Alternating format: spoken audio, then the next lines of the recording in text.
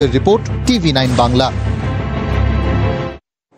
ফের প্রসূতির স্যালাইনে বিষ, আবার সেই কাঠগড়ায় মেদিনীপুর মেডিকেল কলেজ। স্যালাইনের বোতলে ছত্রাক পাওয়ার অভিযোগ। হাসপাতাল চত্বরের ন্যায্য মূল্যের দোকান থেকে এই স্যালাইন কেনে এক প্রসূতির পরিবার। স্যালাইন দিতে গিয়ে ফাঙ্গাস নজরে আসে আমাদের এবং আয়াদের নজরে আসার পরই এক প্রসূতির মৃত্যু। এতজনের অসুস্থতা হওয়ার পরই কি টনক নড়ছে না হাসপাতাল কর্তৃপক্ষের? উঠছে প্রশ্ন।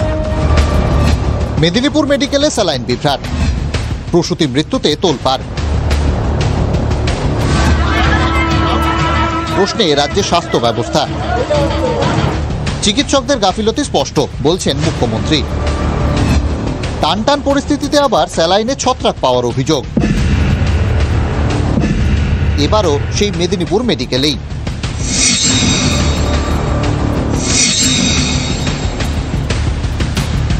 মেদিনীপুর মেডিকেল কলেজের মাতৃমা বিভাগে ভর্তি আছেন সাহসপুরের বাসিন্দা প্রসূতি সুদীপা দলুই।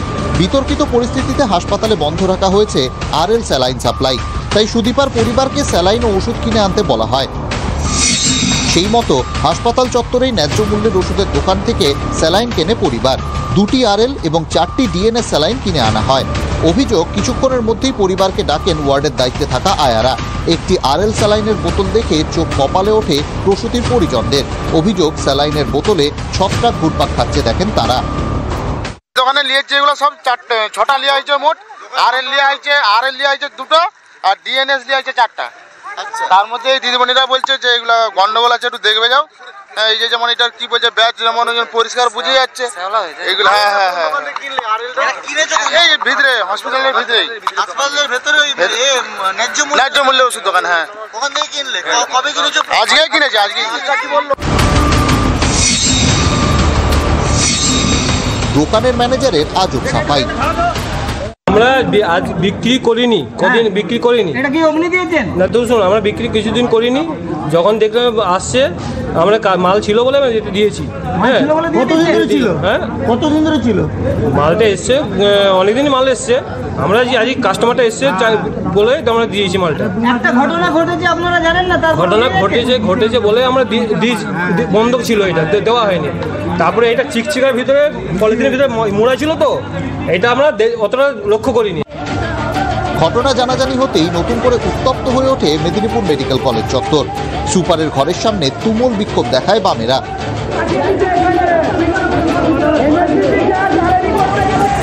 সরকার ব্যান করার পরেও সেই স্যালাইন কেন হচ্ছে এই ন্যায্য মূল্যে ওষুধ দোকানে বিক্রি হচ্ছে? এ দায় কে নিবে? এ দায় শুধুমাত্র ন্যায্য মূল্যের ওষুধ দোকানের যিনি টেন্ডার নিয়েছেন তার নয়। এই হাসপাতালে MSVP, গোটা স্বাস্থ্য দপ্তর। প্রসূতি সদ্যজাতের মৃত্যুর পরও কর্তৃপক্ষ এতটা দায়সারা কি করে? অথচ সাধারণ মানুষ ছত্রাক চেনে বলুন তো? সাধারণ মানুষ তো ছত্রাক চিনতে, একটু গ্রামের পরিবার যদি হসপিটালে ভর্তি হয় এবং তাকে যদি ওই স্যালাইন দেওয়া হয়ে থাকে, সেটা বুঝতেই পারবে না যে তার সাথে কি অপরাধ ঘটে গেল। কিন্তু মার্ডার করার সামনে সামগ্রিক দুরবস্থা, তারই অংশ হলো স্যালাইনে বিষ, এবং একটার পর একটা মেদিনীপুরে হয়েছে, আরো অনেক জায়গায় এরকম খুঁজলে পাওয়া যাবে। এর দায় নেবেন কে? হাসপাতাল কর্তৃপক্ষ না স্বাস্থ্য দপ্তর? এ প্রশ্ন কিন্তু থাকছে। মেদিনীপুর থেকে ক্যামেরায় সুজয় নায়কের সাথে দেবব্রত সরকার, TV9 বাংলা। স্যালাইন নিয়ে বিতর্কের মধ্যেই এবার ক্ষতিপূরণ নিয়েও রাজনীতির টানাপোড়েন। মৃত প্রসূতির পরিবারকে 5 লক্ষ টাকা ক্ষতিপূরণ ও একজনকে চাকরির ঘোষণা মুখ্যমন্ত্রীর। 5 নয়, রাজ্যকে 50 লাখ টাকা দিতে হবে। মৃত পরিবারের সঙ্গে দেখা করে পাল্টা দাবি শুভেন্দু অধিকারীর। মৃত পরিবারকে আমরা 5 লাখ টাকা ও পরিবারকে দেওয়ার জন্য আমরা অনুরোধ করছি। আমি 10 লাখ টাকা দেবো, মমতার 5 লাখ নেবে না। প্রসূতি মৃত্যুতে ক্ষতিপূরণ নিয়েও রাজনীতি। বৃহস্পতিবারই কলকাতা হাইকোর্ট নির্দেশ দেয়, স্যালাইন কাণ্ডে ক্ষতিগ্রস্তদের ক্ষতিপূরণ দিতে হবে। তার কিছুক্ষণের মধ্যেই নবান্ন সভাঘরে সাংবাদিক সম্মেলনে মুখ্যমন্ত্রীর ঘোষণা, যে মৃত্যুর বিকল্প কোনো সান্ত্বনাতেই কাজে লাগে না, সাহায্যেও কাজে লাগে না, তবুও মৃত পরিবারকে আমরা 5 লাখ টাকা ও পরিবারকে দেওয়ার জন্য আমরা অনুরোধ করছি। এবং তার পরিবার থেকে যদি কেউ চাকরি করতে চায়, যেহেতু এটা আমাদের ডাক্তারদের নেগলিজেন্সের জন্য হয়েছে, সরকারের কেউ চাকরি করতে চায়, আমরা সেটাও করব। একদিকে যখন মুখ্যমন্ত্রী 5 লাখ টাকা ক্ষতিপূরণ ও একজনকে চাকরির ঘোষণা করছেন, তখনই মৃত প্রসূতি মামনি রুইদাসের বাড়িতে পৌঁছে যান শুভেন্দু অধিকারী। নিজে 2 লাখ টাকা ক্ষতিপূরণ দেন, আরো 8 লাখ টাকা দেবেন বলে জানান। পরিবারকে বিরোধী দলনেতার পরামর্শ 5 লাখ নয়, রাজ্য যদি 50 লাখের 1 টাকাও কম দেয় নেবেন না। और 50 लाख रुपया उसको কম্পেনসেশন দেনা চাইয়ে with permanent 4th grade job. আমি তোমাকে বলছি তুমি 50 লাখ টাকার 1 টাকা কম নেবে না। তোমাকে 2 লাখ টাকা আমি দিয়ে গেছি, আমি আরো 8 লাখ টাকা দেবো, আমি 10 লাখ টাকা দেবো, মমতার 5 লাখ নেবে না। শুভেন্দু অধিকারী চলে যাওয়ার পর মৃতা প্রসূতির স্বামীর বক্তব্য, আমি নেব না, 5 লাখ টাকা কি আমার ছেলে দুটো মানুষ হবে? হবে না। কি চাইছেন আপনি? অ্যাকচুয়ালি কি চাইছেন? আমি অ্যাকচুয়ালি চাই যে ছেলেগুলোর ভবিষ্যৎ যেমন সারা জীবন দায়িত্ব নিতে পারে, সারা জীবন দায়িত্ব যেমন নিতে পারে। বোঝাই যাচ্ছে রাজ্যের দেওয়া 5 লাখে সন্তুষ্ট নয় পরিবার।